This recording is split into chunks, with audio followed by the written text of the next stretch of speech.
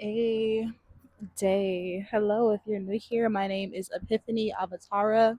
I am a self proclaimed philosopher, an environmental scientist, a yapper, a dancer, a crochet artist, etc., etc. I make music too, but we're not here for any of those things today besides one. That is being a philosopher. Yes, this is a series that I am titling advice, maybe notes from my diary, advice from my diary, something to do with my diary because the basis of this is I'm going to be looking through my old diaries, picking random pages, and giving you life advice from my diaries from years ago. This diary right here, the first journal entry is from June 6th, 2021 at 2:49 p.m. And the literal first sentence is a bombshell. So much so to the point where I'm not going to read it. But just know it is about centered around the fact that I had so much trouble walking away from things that did not serve me for majority of my life. I'm so sorry if it's a bit windy in the mic. I'm trying to cover it from the direction of the wind. So let's just pretend like I'm whispering this all in your ear, and that's why my hand is up. On that day, I had found out some bad news. It wasn't bad per se. It was just unfavorable news versus what I wanted to hear in terms of something regarding my relationship to another person, a romantic partner at the time. And this romantic partner was not good for me whatsoever. Like, I was the girl back then where all my friends are like, why the flip does she keep going back to this man over and over and over and over? He treats her like the dirt on the bottom of his shoe. Like, whew, had to clear my throat. Textbook narcissist. He actually did have some mental health issues that are associated with emotional and manipulation and lying and things of that sort. Not that that's the basis of it, but those can be correlated to those mental health issues. I won't put all his business on blast because, like, I don't want his old friends or family or peers who know that we used to date and figured I'm talking about him and then know all his business. I'm gonna still have respect for him. But yeah, I found out some bad news. I had to make a choice. Was I going to stay or was I going to leave? I made the very, very hard choice, despite the opinions of some other people, to leave, to do the hard thing, the thing that I didn't necessarily want to do in order to leave.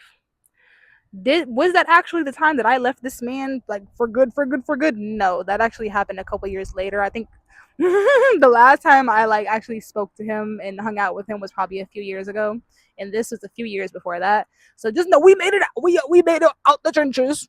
We made it out the hood. We jumped off the porch. I'm glad that I'm starting from such a far back entry because I can give you all like the real tea, the real scoop on how to leave. Oh, I don't know if I can cuss on here, so I'm not going to do it. How to leave it alone. It being things that are no longer serving you. So I'm actually in a predicament like that currently where my living situation is no longer serving me. I can tell when I'm not wanted somewhere. I can tell when people just energetically are repelled by me. I can vibrate very, very high. I naturally do. And not everyone has the capacity to be in such close proximity to that to where that's in their face every day. Not everyone is capable of having a mirror held up to them every single day. For some people, that breeds jealousy, envy, competition. They pick unnecessary arguments, and there's always a problem that are never really the actual deeper problem. So I just knew energetically before it got to this point that I had outgrown this environment. So it's actually not ironic at all because there's no coincidences in this spiritual wonderland called Earth that we live in. It's very aligned that this is the message that I'm delivering to you all today because I am at the precipice of showing God in my spirit team that I learned this lesson by living it. So yeah, in order to let something go, you have to be genuinely, oop, my ear is popping. That means I'm about to speak a word, y'all. I'm about to channel. You have to genuinely be sick or tired of that sugar honey iced tea. You have to be done with it. You have to be sick. You have to be fed up, want to throw up, sick to your stomach to be able to walk away from something for real, truly. And a lot of people might be like, oh, well, I didn't need to reach that point, yada, yada, yada. That point feels different for everybody else or for everybody in general. It might make me repulsed when I'm at that point. For you, you might not get repulsed. You might just get apathetic. You might no longer feel a desire towards it. That is the main thing. You have to release your desire and not on like the stoic, oh, feel nothing, be nothing energy, but in the sense of understanding what I like to call um, your, oh, what do I call it? Damn, dang it. The ADHD is ADHD. We're just going to say your surface desires from your true desires. So, for example, somebody might desire to be seen. They might mistake this true desire of being seen for wanting the surface desire of wanting attention. So let's say there's a child, this child is acting out in class, they're flipping stuff, yada, yada, yada, yada, yada, just to get attention onto them. It's not the kind of attention they truly want because no child wants to be scolded and reprimanded, but that's what they think they have to do to be seen, even though that's still not them fully being seen. They're not still not being truly heard and valued and understood. Someone is just looking at them and giving them attention, which they are settling for in the absence of being seen. You got to stop settling in order to walk away. You got to understand it's not what you truly desire. And your desires want you just as bad, just as good. Let's make it positive as you want them. You do not truly desire something. God does not put something on your heart that you will never be able to get in this lifetime. God does not give you an idea that He does not think you can fulfill. God does not give you a vision that she does not see you walking into and embodying. And you have to have the confidence to trust yourself and your vision and your ideas and your heart. And when you have that confidence to trust that, you will truly see yourself and understand what it is you truly desire. And that's when you start auditing, baby. You start looking around your life, you start looking at your habits, you start looking at people, you start looking at the places you frequent, you start looking at what you eat, what you watch, what you listen to, how you walk, how you dress. And you say, are these things moving me closer to what it is that I truly desire? If you want to be confident, oh my God, a fly just tried to fly out my nose. It's okay. I'm going to give y'all this message. You know, to put it stop me.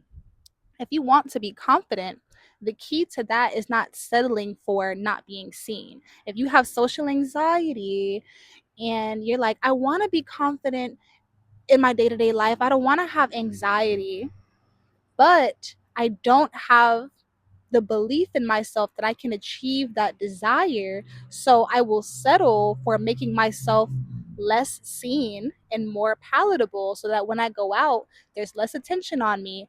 And therefore, I can like feel a bit more comfortable than if there was attention on me and I had anxiety.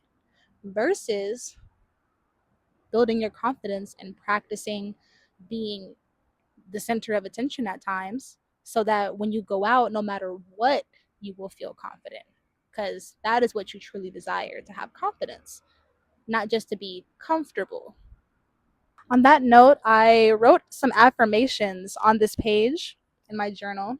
I wrote 21 different affirmations, so I'm going to read them to you with some pauses in between to give you the opportunity to say them for yourself.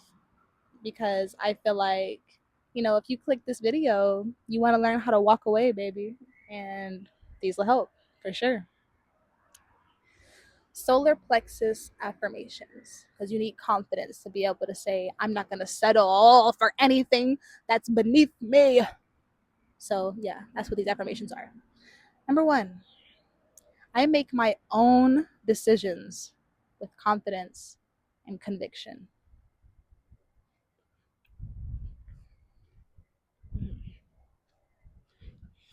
Mhm.